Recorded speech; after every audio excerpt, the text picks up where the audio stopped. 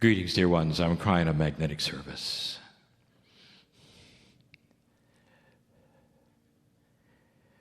There's so many who have heard these words so many times.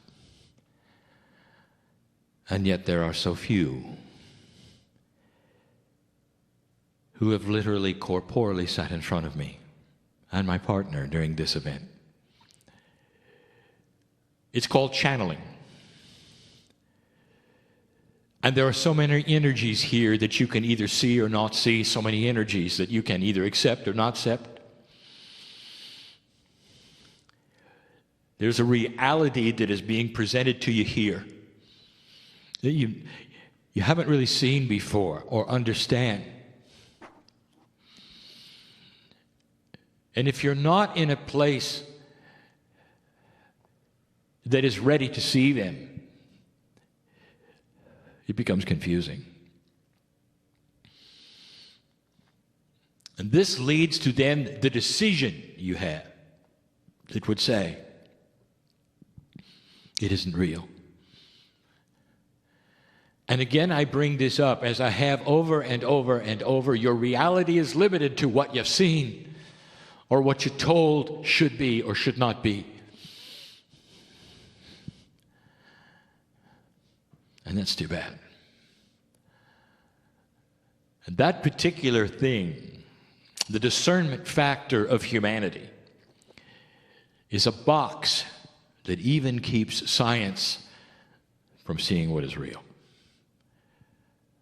The logic of spirit is expansive. The logic of humanism is not. You often have this philosophy that says, this is the way it is unless you prove it's different. And therefore, the possibilities that something is different is not entered into the equation unless you have absolute solid proof that it is something that you ought to look at. And then the box is restrictive. I represent the great central sun. This is a metaphor, of course, for the creative energy. There is no sun that is the center of anything. The metaphor is that the sun for you is everything. It gives you life, it sustains you, keeps you warm. It's the thing you want to bask in when you relax. It's a metaphor.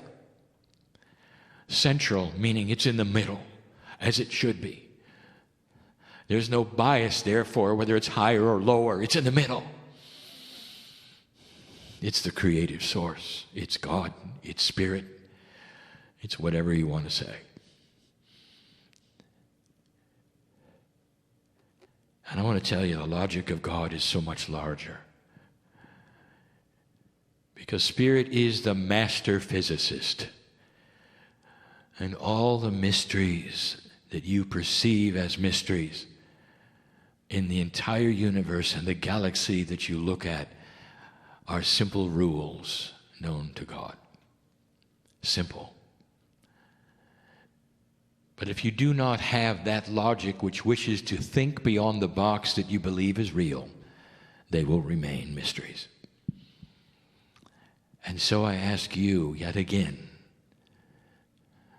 is this a mystery? Is the man in the chair giving you cryptic information from a source that you question? And what is it you would do with it? And let me put this into perspective, my perspective. You have a meeting with a brother you have not seen for a long time and you want to catch up. Oh, it's so good to see him. He starts talking about things that are magical and mysterious that he's seen and done. Oh, it's so good to sit in his presence and you feel family. Or do you? Or do you say to him, well, I haven't been where you've been, so I question what you're telling me? Or do you say, you know, you've gotten older, so I don't really know whether you're my brother because you look different than I thought you would. I'm not even sure you're my brother. And you get up from the table and you leave. And you feel pretty good about your logic, don't you? And there will be those who will leave the room today feeling pretty good about their logic. There was no discernment past what you expected, was there? And this is where I give you the invitation yet again. Can you open up just for a day and see whether the energy makes sense to parts of your body you're not even sure you have? The discernment engine, the spirituality, the beauty of family. I want you to sit with your brother and listen, because all I have ever had for you is love. All. In 26 years, I've never asked you to do anything out of integrity of what a human would do. In 26 years, I've never asked you to join anything. All I've done is extend my hand and said there may be something here from the source that is the center for you. Last night, in another meeting, I started to talk about the templates of consciousness. These templates were given to you by what we call the time capsules of the Pleiadian. A system so precious and beautiful, and part of that which is the knowledge of dark and light.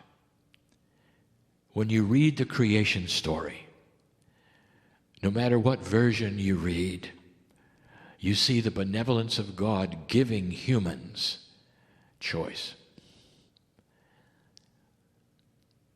Some of the stories have been altered to reflect low consciousness. We said last night, it's funny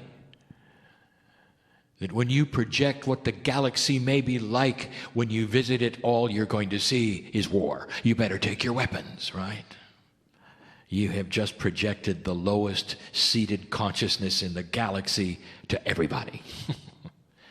Without awareness that the galaxy may have life that has been here for millions of years and solved the problems of low consciousness. But you carry them and you project them. You project them to God, you project them to ETs, you project them to planets, stars, Star Wars.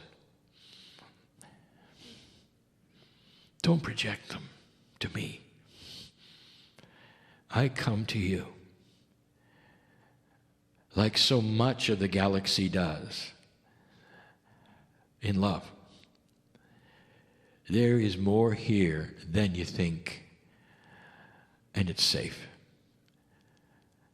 And this is what I want you to see and discern. Don't take my word for it. Oh, dear ones, there was a time when this whole idea of my partner channeling was a bit iffy because he didn't believe it. And all I did was give him love. And he didn't believe it. I could look into his mind and know why he didn't believe it. He was waiting for the other shoe to drop. He was waiting for some other alternative reason why he would be giving unconditional love. He couldn't get out of the darkness of humanism that always looks for the alternative reason. Because that's what a low consciousness does. Dear ones, you are passing out of that.